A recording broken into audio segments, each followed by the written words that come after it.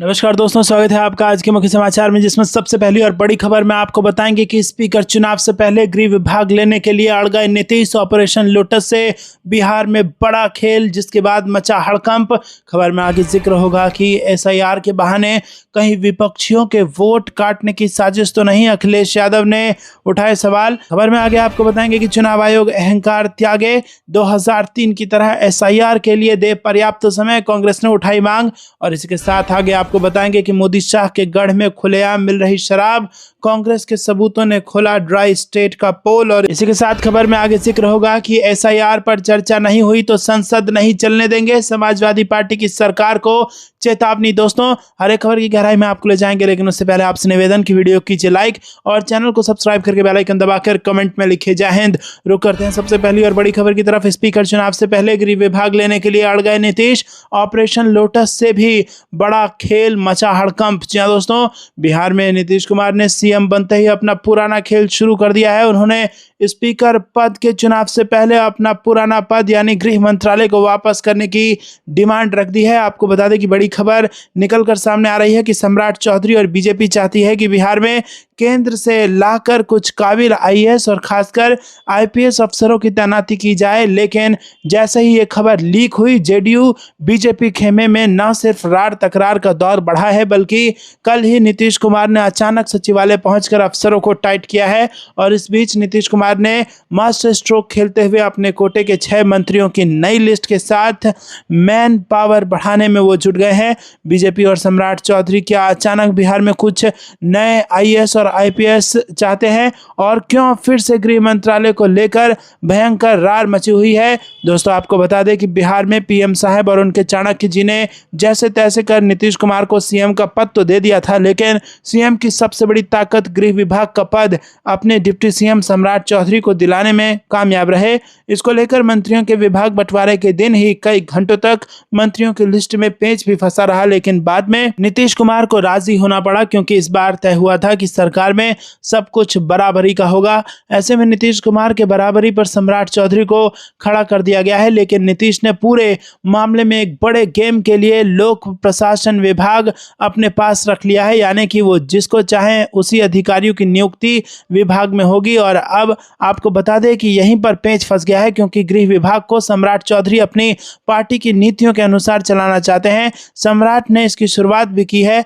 माफियाओं की लिस्ट तैयार करना, सोशल मीडिया पर गाली गलौज को बंद कराना और बुलडोजर एक्शन के लिए विभाग को तैयार करना जैसे कई काम शुरू किए हैं। लेकिन इन सब में सबसे बड़ा पेच ये है कि बिहार में 20 साल से नीतीश कुमार सीएम हैं, इसीलिए ऊपर से नीचे तक शायद ही कहीं पर कोई ऐसा अफसर मिले जिससे नीतीश कुमार के सीधे तार ना हो, और इस वजह से सम्राट चौधरी की अफसरों में अपनी लॉबी तैयार नहीं हो पा रही है। तो दोस्तों, यहाँ पर आपको बता दें कि बिहार में बड़ा खेल अभी बाकी है, जबरदस्त हड़कंप मचा है और ऑपरेशन लोटस की भनक कहीं ना कहीं यहाँ पर नीतीश कुमार को सता सकती है। रुक करते हैं अगली ब्रेकिंग न्यूज की तरफ, लेकिन दोस्तों उससे पहले आप वीडियो को लाइक और चैनल को सब्सक्राइब जरूर कीजिएगा। अगली बड़ी खबर आ रही है एसआईआर से जुड़ी हुई। एसआईआर के बहाने विपक्षियों के वोट काटने की साजिश तो नहीं है, ये अखिलेश यादव ने लगाया है ये बड़ा आरोप। जी हां दोस्तों, समाजवादी पार्टी के राष्ट्रीय अध्यक्ष अखिलेश यादव ने एसआईआर के लिए 11 दिसंबर तक बढ़ाई गई तिथि को नाकाफी बताया। उन्होंने कहा कि कम से कम इसे 3 महीने के लिए बढ़ाया जाना चाहिए, क्योंकि उन्होंने कहा कि बिहार में एसआईआर के दौर में लाखों लोग मताधिकार से वंचित रह गए। शक यही होता है कि कहीं उत्तर प्रदेश में भी होने वाले चुनावों के मद्देनजर विपक्षियों के वोट काटने की साजिश तो नहीं हो रही है। लोकतांत्रिक प्रक्रिया के साथ ये खिलवाड़ किसी भी स्थिति में स्वीकार्य नहीं हो सकता है। अखिलेश यादव ने कहा कि ऐसे में निर्वाचन आयोग ने 4 से 11 दिसंबर तक एसआईआर का समय बढ़ाकर कोई अपेक्षित काम नहीं किया है। समाजवादी पार्टी ने एसआईआर की समय अवधि 3 महीने बढ़ाने की मांग की थी, और इस व्यवहारिक और उचित मांग पर निर्वाचन आयोग ने कोई ध्यान नहीं दिया। लगता है निर्वाचन आयोग संवेदना शून्य हो गया है। निर्वाचन आयोग को मतदाताओं की परेशानियों से कोई लेना देना नहीं है। इन स्थितियों में यह आशंका होती है कि निर्वाचन आयोग को अपनी साख चुनाव की निष्पक्षता एवं पारदर्शिता की परवाह नहीं रह गई है। वो भाजपा सरकार के इशारे पर काम करने वाली संस्था बन गई है। एसआईआर में कम समय में ज्यादा काम का बोझ और ऊपर से नौकरी की धमकियों से बीएलओ की एक बड़ी जमात बहुत परेशान हताश है, और कुछ तो अफसर अवसाद में आत्महत्या तक कर चुके हैं। अभी तक उत्तर प्रदेश में आधा दर्जन से ज्यादा बीएलओ की मौत हो चुकी है। रुक करते हैं अगली ब्रेकिंग न्यूज की तरफ। चुनाव आयोग अहंकार त्यागे, 2003 की तरह एसआईआर के लिए पर्याप्त समय दे। जहां दोस्तों कांग्रेस ने रविवार को कहा कि निर्वाचन आयोग द्वारा विशेष गहन पुनरीक्षण की समय सीमा बढ़ाना इस बात का संकेत है कि निर्धारित कम समय में इस प्रक्रिया को पूरा करना संभव नहीं था। राज्यसभा में कांग्रेस के उपनेता प्रमोद तिवारी ने कहा कि एसआईआर जैसी महत्वपूर्ण प्रक्रिया के लिए कम से कम 1 से 1.5 वर्ष का समय मिलना चाहिए, जैसा कि वर्ष 2003 में किया गया था। तिवारी ने आयोग से आग्रह किया कि वो अहंकार छोड़कर 2003 वाली ही समय अवधि और प्रक्रिया को अपनाए, ताकि मतदाता सूची का पुनरीक्षण पारदर्शी और व्यवहारिक तरीके से पूरा हो सके। संसद के शीतकालीन सत्र से पहले आयोजित सर्वदलीय बैठक के बाद उन्होंने पत्रकारों से कहा कि अगर एसआईआर पर चर्चा नहीं होती है तो इसका सीधा मतलब है कि सरकार संसद में किसी सार्थक बहस के पक्ष में नहीं है। रुक करते हैं अगली ब्रेकिंग न्यूज की तरफ। मोदी शाह के गढ़ में खुलेआम मिल रही शराब, कांग्रेस के सबूतों ने खोला ड्राई स्टेट का झूठ। जी हां दोस्तों, यहाँ पर गुजरात को हमेशा से महात्मा गांधी की जन्मभूमि के रूप में जाना जाता है। गांधी जी शराब के कट्टर विरोधी थे और इसी वजह से 1960 में गुजरात में शराब पर पूरी तरह से प्रतिबंध लगा दिया गया। ये कानून आज भी लागू है, जो शराब बनाने, बेचने, खरीदने या पीने पर सख्त सजा देता है। लेकिन आज तक ये प्रतिबंध सिर्फ कागजों पर ही साबित हो रहा है। जमीन पर अवैध शराब के ठेके, ड्रग्स के नेटवर्क और स्मगलिंग के रास्ते खुलेआम फल फूल रहे हैं। खासकर युवाओं में नशे की लत बढ़ रही है, जो एक पूरी पीढ़ी को बर्बाद कर रही है। कांग्रेस पार्टी का आरोप है कि भाजपा की सरकार के संरक्षण में ये सब हो रहा है। गुजरात कांग्रेस के नेता और विधायक जिग्नेश मेवानी ने हाल ही में खुला ऐलान किया कि अहमदाबाद में पुलिस हफ्ता वसूल कर अवैध शराब के धंधे चला रही है। मेवानी के इस बयान पर भाजपा नेताओं और पुलिस ने तीखा विरोध किया, लेकिन आंकड़े झूठ नहीं बोलते। 2024 के पहले 6 महीने में ही अहमदाबाद में सबसे ज्यादा अवैध शराब के मामले दर्ज हुए, जो गुजरात का आधे से ज्यादा है। और ये शहर गांधी आश्रम का घर है, लेकिन यहाँ नशे का कारोबार सबसे तेज है। रुक करते हैं अगली ब्रेकिंग न्यूज की तरफ। एसआईआर पर चर्चा नहीं हुई तो संसद नहीं चलने देंगे, समाजवादी पार्टी की सरकार को चेतावनी। जी हाँ दोस्तों, यहाँ पर आपको बता दें कि समाजवादी पार्टी ने रविवार को कहा कि यदि शीतकालीन सत्र के दौरान मतदाता सूची के विशेष गहन पुनरीक्षण पर चर्चा नहीं हुई तो वो संसद नहीं चलने देगी। संसद के शीतकालीन सत्र से एक दिन पहले सरकार द्वारा बुलाई गई सर्वदलीय बैठक के बाद सपा नेता रामगोपाल यादव ने कहा कि सरकार एसआईआर पर चर्चा करने से नहीं कतरा सकती, क्योंकि ये चुनाव आयोग द्वारा किया जा रहा है। और उन्होंने कहा कि यदि एसआईआर पर चर्चा नहीं हुई तो हम सदन की कार्रवाई नहीं चलने देंगे। रामगोपाल यादव ने कहा कि समाजवादी पार्टी ने एसआईआर का मुद्दा इसलिए उठाया है क्योंकि बड़े पैमाने पर अनियमितताएं उन्होंने देखी है। पहले हम सुनते थे, लेकिन अब हम देख रहे हैं कि लोगों के वोट काटे जा रहे हैं। बिहार में भी गड़बड़ियां हुई हैं और हमने इस पर एसआईआर चर्चा की मांग की है। सरकार चुनाव आयोग का हवाला देकर इससे बच नहीं सकती। रुक करते हैं अगली ब्रेकिंग न्यूज की तरफ। कुंभ मेला नासिक में, पैसा महाराष्ट्र का, फिर ठेका गुजरात को क्यों? संजय राउत ने सामना के जरिए उठाए सवाल। जहां दोस्तों नासिक में होने वाले कुंभ मेले की तैयारियों राज्य सरकार जोर शोर से कर रही है। 31 अक्टूबर 2026 को झंडा फहराने के साथ कुंभ पर्व शुरू होगा।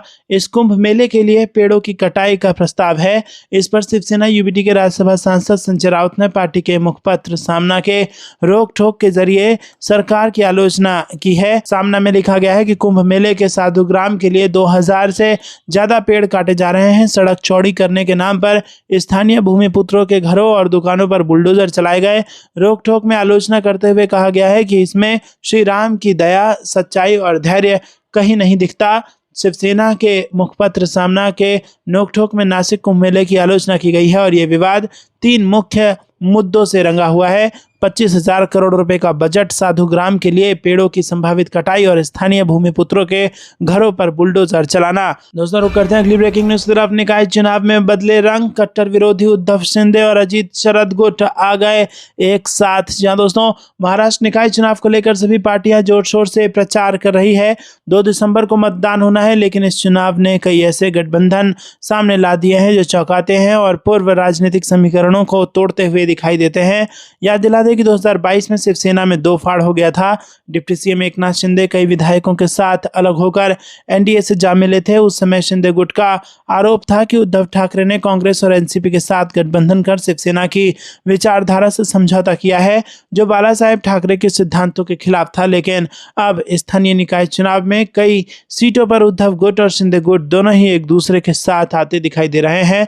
पार्टी के वरिष्ठ नेताओं का कहना है कि ये केवल स्थानीय स्तर का एडजस्टमेंट है और इसका बड़े राजनीतिक समीकरणों से कोई लेना देना नहीं है। दोस्तों, आपको क्या लगता है कमेंट में बताइए। वीडियो को लाइक नहीं किया तो लाइक भी जरूर कीजिएगा। रुक करते हैं अगली ब्रेकिंग न्यूज की तरफ। महागठबंधन ने तेजस्वी यादव को चुना विधायक दल का नेता, बैठक में कई मुद्दों पर हुई बात। जी हां दोस्तों, बिहार चुनाव में हार के बाद राष्ट्रीय जनता दल के नेता तेजस्वी यादव अहम बैठक उन्होंने की है। पहली बैठक वो राजद के जीते हुए विधायकों के साथ उन्होंने की, वहीं दूसरी बैठक महागठबंधन के विधायकों और वरिष्ठ नेताओं के साथ की।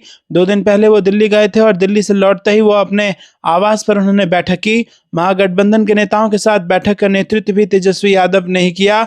इसमें उन्होंने महागठबंधन का विधायक दल का नेता चुन लिया गया है उन्हें। इधर बैठक खत्म होने के बाद तेजस्वी यादव आवास से बाहर निकले, लेकिन कोई प्रतिक्रिया नहीं दी। वहीं राजद के एक विधायक ने बताया कि शीतकालीन सत्र शुरू होने से पहले बैठक बुलाई गई थी। सत्र में कैसे विपक्ष की भूमिका निभाई जाए, कम संख्या होने के सवाल पर उन्होंने कहा कि क्रांति के लिए एक ही आदमी काफी होता है, महागठबंधन के पास तो 35 हैं। रुक करते हैं अगली ब्रेकिंग न्यूज की तरफ। कांग्रेस ने की वोट चोर गद्दी छोड़ अभियान की बैठक, गहलोत ने मीडिया पर कसा तंज। जी हां दोस्तों, राजस्थान कांग्रेस मुख्यालय में शनिवार को वोट चोर गद्दी छोड़ अभियान और एसआईआर को लेकर बैठक आयोजित की गई। इस बैठक में अभियान की रणनीति तय की जा रही है और दिल्ली के रामलीला मैदान में होने वाली सभा की तैयारियों के लिए नए जिला अध्यक्षों को जिम्मेदारी दी गई। इस बैठक से पहले अशोक गहलोत ने बड़ा बयान दिया और कहा कि राजस्थान में नए जिला अध्यक्ष जमीन पर मजबूती से काम करेंगे। राजस्थान कांग्रेस की टीम अब पूरी तरह मजबूत है। 14 दिसंबर को दिल्ली में वोट चोर गद्दी छोड़ अभियान के खिलाफ कांग्रेस अपनी शक्ति का प्रदर्शन करेगी। कर्नाटक सरकार के घटनाक्रम पर पूर्व मुख्यमंत्री अशोक गहलोत ने कहा कि तलाक की खबर बनती है लेकिन दोस्ती की नहीं। इसी के साथ उन्होंने बताया कि मुख्यमंत्री और उप मुख्यमंत्री का नाश्ते पर मिलना शुभ संकेत है, कोई झगड़ा नहीं। अशोक गहलोत ने यह भी कहा कि मीडिया वालों के लिए प्यार मोहब्बत की न्यूज़ नहीं बनती। अगर कोई तलाक हो रहा हो तो न्यूज़ बनती है, यहाँ तलाक नहीं हो रहा है, यहाँ प्यार मोहब्बत है। राहुल गांधी और मल्लिकार्जुन खड़गे के नेतृत्व में सब एकजुट हैं। अशोक गहलोत ने कहा कि सरकार बनने के समय क्या फैसला हुआ, 2.5 साल का कोई वादा किया गया या नहीं, यह सब केवल अंदाजा है। उन्होंने कहा कि इस बात की पुष्टि राहुल गांधी, मल्लिकार्जुन खड़गे या फिर मुख्यमंत्री और उप मुख्यमंत्री से करवा लें, तभी इसे सही माना जा सकता है। रुक करते हैं अगली ब्रेकिंग न्यूज की तरफ। 20,000 वोट काटने का निर्देश, घोषी उपचुनाव से पहले सपा चीफ अखिलेश यादव का बड़ा आरोप। जहां दोस्तों, उत्तर प्रदेश में एसआईआर प्रक्रिया को लेकर समाजवादी पार्टी के राष्ट्रीय अध्यक्ष अखिलेश यादव ने भारतीय जनता पार्टी पर जोरदार हमला किया है। सपा अध्यक्ष अखिलेश यादव ने लखनऊ में शनिवार को प्रेस कॉन्फ्रेंस के दौरान कहा कि एसआईआर के बहाने संविधान को खत्म करने की कोशिश की जा रही है। घोषी में उपचुनाव से पहले हर विधानसभा में 20,000 वोट काटने के निर्देश दिए गए हैं। पूर्व सीएम अखिलेश यादव ने कहा कि घोषी में अभी सुधाकर सिंह की 13वीं भी नहीं हो पाई है। बीजेपी ने अभी से तैयारी शुरू कर दी। हर विधानसभा में 20-20 हज़ार वोट काटने के निर्देश दे दिए गए हैं। मऊ सदर विधानसभा से 20,000 वोट काट दिए गए। घोषी लोकसभा के हर एक विधानसभा में 20,000 वोट काटे जा रहे हैं। अभी भी कई गांव में बीएलओ नहीं गए हैं। रुक करते हैं अगली ब्रेकिंग न्यूज की तरफ। शीतकालीन सत्र में एसआईआर हावी रहने के आसार, सरकार पेश करेगी 10 बड़े बिल। 30 नवंबर को सर्वदलीय बैठक। जी हां दोस्तों, आगामी 1 दिसंबर से शुरू होने वाले संसद का शीतकालीन सत्र इस बार काफी गर्म रहने वाला है। सरकार जहां लंबे समय से लंबित महत्वपूर्ण विधेयकों को आगे बढ़ाने की तैयारी में है, तो वहीं विपक्ष स्पेशल इंटेंसिव रिवीजन मुद्दे को लेकर सरकार को घेरने की रणनीति पहले से तय कर चुका है। संकेत है कि बहस और कार्रवाई दोनों में एसआईआर छाया रहेगा। सूत्रों का कहना है कि इस सत्र में 10 नए विधेयक पेश हो सकते हैं। दोस्तों, रुक करते हैं अगली ब्रेकिंग न्यूज की तरफ। 2028 की तैयारी, सचिन पायलट ने बदले मिजाज। 41 जिला कांग्रेस कमेटियों में अध्यक्षों की नियुक्ति। छत्तीसगढ़ कांग्रेस को लेकर बड़ी खबर। जी हां दोस्तों, यहां पर आपको बता दें कि अखिल भारतीय कांग्रेस कमेटी ने छत्तीसगढ़ में पार्टी के संगठनात्मक बदलाव के तहत 41 जिला कांग्रेस कमेटियों में अध्यक्ष की नियुक्ति की है। पार्टी के पदाधिकारियों ने शनिवार को यह जानकारी दी। पार्टी के पदाधिकारियों ने बताया कि पार्टी कार्यकर्ताओं की पसंद के अनुसार ये नियुक्ति संगठन सृजन अभियान के तहत बड़े संगठनात्मक बदलाव का हिस्सा है, जिसका मकसद राज्य में पार्टी के शहरी और जमीनी ढांचे को मजबूत मजबूत करना है। उन्होंने बताया कि नियुक्तियों की सूची, जिसमें 5 महिला नेता भी शामिल है, शुक्रवार देर शाम जारी की गई। कांग्रेस पार्टी की यह सूची कांग्रेस के वरिष्ठ नेता और पार्टी के राज्य प्रभारी सचिन पायलट के छत्तीसगढ़ के 2 दिन के दौरे के खत्म होने के 1 दिन बाद आई है। पायलट ने कहा था कि नई नियुक्तियों की सूची जल्द ही जारी की जाएगी। एआईसीसी के महासचिव केशव वेणुगोपाल ने एक बयान में कहा है कि कांग्रेस अध्यक्ष मल्लिकार्जुन खड़गे ने छत्तीसगढ़ की जिला कांग्रेस कमेटियों के अध्यक्ष नियुक्त करने के प्रस्ताव को मंजूरी दे दी है। ये नियुक्ति संगठन सृजन अभियान के तहत किए गए हैं। उन्होंने बयान में कहा है कि इस पहल के तहत हर जिले में नियुक्त एआईसीसी पर्यवेक्षक ने विस्तृत मूल्यांकन किया तथा पार्टी के पदाधिकारियों और नेताओं से बातचीत की। बाद में उन्होंने रिपोर्ट जमा की। बयान के मुताबिक इन रिपोर्ट को जमा करने के बाद नियुक्ति से पहले प्रत्येक पर्यवेक्षक के साथ साथ वरिष्ठ नेताओं के साथ चर्चा की गई। रुक करते हैं अगली ब्रेकिंग न्यूज की तरफ। शीतकालीन सत्र से पहले कांग्रेस विधायकों की बैठक, कई मुद्दों पर सरकार को घेरने की बनेगी रणनीति। जी हां दोस्तों, आपको बता दें कि मध्य प्रदेश विधानसभा का शीतकालीन सत्र 1 दिसंबर से शुरू होने जा रहा है।